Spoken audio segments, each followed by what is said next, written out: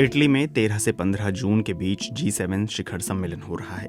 दुनिया भर के बड़े बड़े नेता इसके लिए इटली पहुंच चुके हैं और इटली की प्रधानमंत्री जियोर्जिया मेलोनी ने अपने देश आए मेहमानों का गर्मजोशी से स्वागत भी किया है।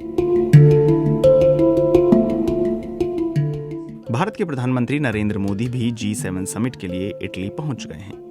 लेकिन क्या आपको पता है, भारत G7 ग्रुप का सदस्य ही नहीं है, फिर भी वो इसमें शामिल होता है और भारत को इस समिट में तवज्जो भी खूब मिलती है।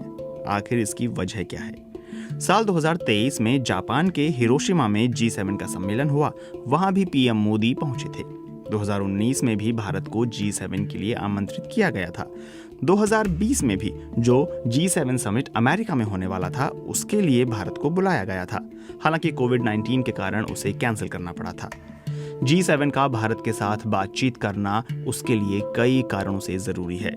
$2.66 ट्रिलियन की जीडीपी के साथ भारत की अर्थव्यवस्था G7 के 3 सदस्य देशों फ्रांस, इटली और कनाडा से बड़ी है। अंतर्राष्ट्रीय मुद्रा कोष यानी IMF के मुताबिक भारत दुनिया की सबसे तेजी से बढ़ने वाली अर्थव्यवस्थाओं में से एक है। IMF की एशिया पैसिफिक की उप निदेशक एनी मैरी गोल्डे वुल्फ ने बीते साल कहा था कि भारत दुनिया के लिए एक प्रमुख आर्थिक इंजन हो सकता है जो इन्वेस्टमेंट, बिजनेस और कंजम्पशन के जरिए वैश्विक विकास को गति देने में सक्षम है। भारत ने चीन को जनसंख्या के मामले में पीछे छोड़ दिया है। देश में 68% आबादी कामकाजी यानी 15 से 64 साल के बीच की है और 65% आबादी 35 साल से कम की है। भारत में युवा, स्किल्ड और सेमी स्किल्ड लोगों की अच्छी तादाद है। दूसरा कारण यह है कि अमेरिका, जापान और यूरोपीय देश ऐसी नीतियां बना रहे हैं जिसमें हिंद प्रशांत क्षेत्र के साथ करीबी बढ़ाने की बात है। पिछले कुछ सालों में ब्रिटेन, फ्रांस और जर्मनी यानी यूरोप के G7 सदस्यों ने अपनी अपनी इंडो पैसिफिक रणनीतियां तैयार की हैं। इटली ने भी हाल ही में इंडो पैसिफिक क्षेत्र के साथ जुड़ने की इच्छा जताई है। अमेरिका के वॉशिंगटन में स्थित थिंक टैंक हडसन इंस्टीट्यूट की एक रिपोर्ट कहती है कि ऐसा लगता है कि भारत हालिया सालों में G7 का परमानेंट मेहमान देश बन गया है। यह रिपोर्ट कहती है कि G7 में प्रभावशाली देश होने के बावजूद भविष्य में इसके दबदबे में कमी आने की संभावना है। ऐसे में भारत G7 का नया सदस्य बन सकता है। ऐसी अटकलें कई वैश्विक राजनीतिक थिंक टैंक लगाते हैं और भारत के पक्ष में तर्क दिया जाता है कि रक्षा बजट के मामले में भारत दुनिया में तीसरे नंबर पर है।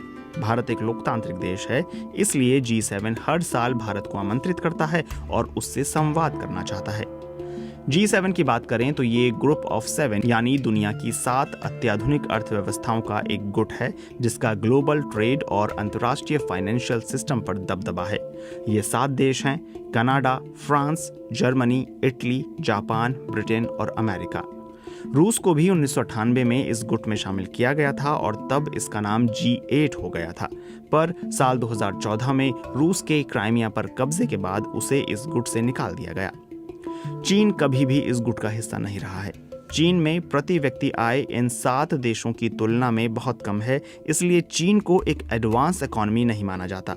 यूरोपीय संघ भी G7 का हिस्सा नहीं है, लेकिन उसके अधिकारी G7 के वार्षिक शिखर सम्मेलनों में शामिल होते रहे हैं। पूरे साल G7 देशों के मंत्री और अधिकारी बैठकें करते हैं, समझौते तैयार करते हैं और वैश्विक घटनाओं पर साझे वक्तव्य जारी करते हैं। इस बार के G7 शिखर सम्मेलन के लिए इटली ने अफ्रीका, दक्षिण अमेरिका और इंडो पैसिफिक क्षेत्र के 12 विकासशील देशों के नेताओं को निमंत्रण दिया है।